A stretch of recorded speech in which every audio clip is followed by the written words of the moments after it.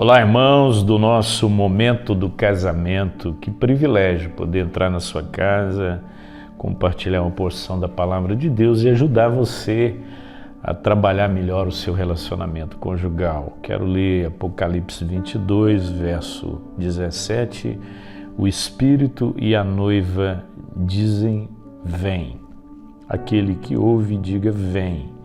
Aquele que tem sede, venha, e quem quiser receba de graça a água da vida. Quando nós falamos de casamento, nós estamos falando de algo extraordinário. A Bíblia é tão maravilhosa que ela começa falando de casamento. Deus criou o homem e a mulher, os uniu para que eles se tornassem uma só carne. Jesus inicia o seu ministério numa festa de casamento.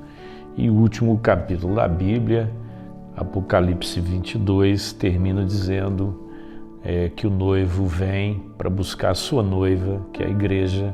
Então ele termina falando de casamento. Quando nós falamos de casamento, a primeira coisa que nós precisamos pensar é os mitos do casamento. Existem mitos a respeito do casamento e muitas vezes olhamos para o nosso casamento e achamos que somos o pior casal do mundo, ou às vezes até que somos o melhor casal do mundo. Mas eu queria falar de 3 mitos do casamento para te ajudar. O primeiro mito é o mito do casamento perfeito. Isso é até um livro que tem com esse título, não lembro agora o nome do autor, mas você pode procurar e encontrar. É o mito do casamento perfeito. É quando as pessoas começam a idealizar uma relação e elas criam um mito sobre isso, e algumas coisas as decepcionam, porque elas não vão conseguir ter um casamento perfeito. Não existe isso. Tem um livro, Quando Pecadores Dizem Sim.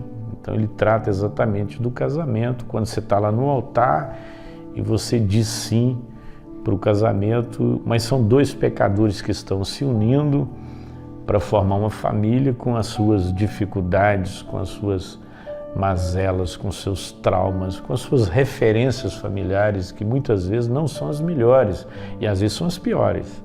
Então a gente começa a idealizar um casamento. Nem a Bíblia tem casamento perfeito. Você não vai encontrar na Bíblia nenhuma família perfeita, não tem uma família modelo. Tem um livro do Caio, chama Família, Sombras e Luzes, e ele fala exatamente sobre isso, né? A imperfeição humana vai para as relações, sejam elas interpessoais, sejam elas conjugais, mas as nossas imperfeições nos acompanham. Então não tem casamento perfeito, você não precisa ter algumas imperfeições no seu casamento. Por exemplo, o seu casamento não precisa ter adultério, não precisa ter infidelidade, mas algumas imperfeições o nosso casamento sempre vai ter. Então, esse é o primeiro mito que muitas vezes atrapalha a nossa relação conjugal, porque nós começamos a idealizar uma relação que não é possível. É mais ou menos o que acontece entre paixão e amor. Eu atendo os casais e geralmente o que eu escuto é: pastor, não, mas quando a gente namorava era tão diferente. É óbvio que era diferente.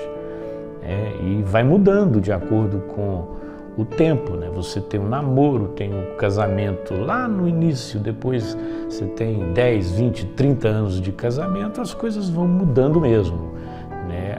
O que nós precisamos saber, o que realmente é natural mudar e o que não é natural dentro de um ambiente cristão. Então, o primeiro mito é o mito do casamento perfeito. O segundo mito, que também é um livro, é o mito da grama mais verde. É quando o cara olha para o outro casamento e diz: nossa, aquele casamento é bom, né? Até dizem que pescaria funciona mais ou menos assim. Você tem um pescador na margem direita do rio e você tem um pescador à margem esquerda do rio. Então o que está à margem direita, quando ele vai lançar o anzol, ele lança lá na margem esquerda, né? Porque ele acredita que lá está melhor. E o que está do lado de lá faz também a mesma coisa, ele lança o anzol de cá achando que onde o outro cara tá pegando mais peixe. Então a vida conjugal muitas vezes é assim, é o que a gente chama de o mito da grama mais verde. É quando você acha que a relação de lá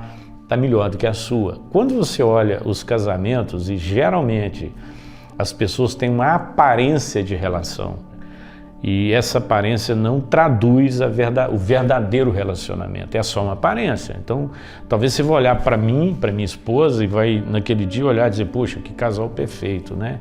Nossa, eu queria que o meu casamento fosse assim. E a gente tem as nossas mazelas que às vezes são piores do que a sua. Então, pare de ficar olhando para o outro casamento e achar que é melhor do que o seu. Então, muitas mulheres acham que aquele marido é melhor do que o seu, muitos homens acham que aquela esposa é melhor do que a sua.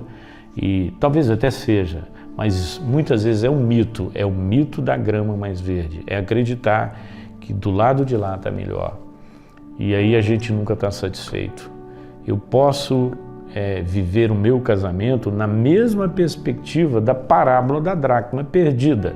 Se você observar bem, a parábola da dracma, ela aparece num contexto de 3 parábolas. A parábola da ovelha, da dracma e a do filho pródigo. A ovelha é um valor que se perde fora, no campo. A dracma é um valor que se perde dentro de casa. E o filho pródigo e o irmão são 2 valores que se perdem tanto dentro como fora. É o filho que está dentro de casa perdido e o filho pródigo que sai e que também está perdido.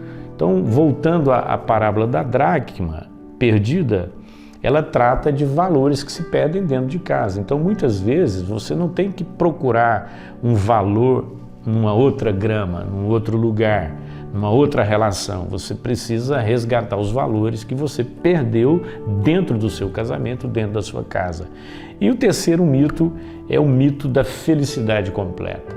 Gente, não existe isso, né? E tem muitas pessoas que acreditam assim, se eu tivesse dinheiro, se tivéssemos uma situação financeira melhor, nosso casamento seria mais feliz. Então, se eu partir para esse princípio, pobre não pode ter casamento feliz. Então, não é o dinheiro que vai fazer isso.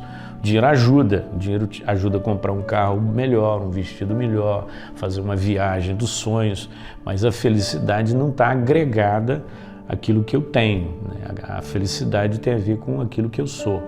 Então, muitas vezes, isso é o mito do casamento, né? Se eu tivesse, eu seria. Muitas vezes, nós construímos a relação em cima do que falta, em cima do que eu não tenho, ao invés de construir a relação naquilo que eu já tenho. Então, Paulo diz que eu tenho que andar de acordo com o que eu já alcancei. Então, que Deus realmente derrame graça sobre a sua casa, a sua família, e você vença esses mitos do casamento, ok? Deus abençoe, um abraço.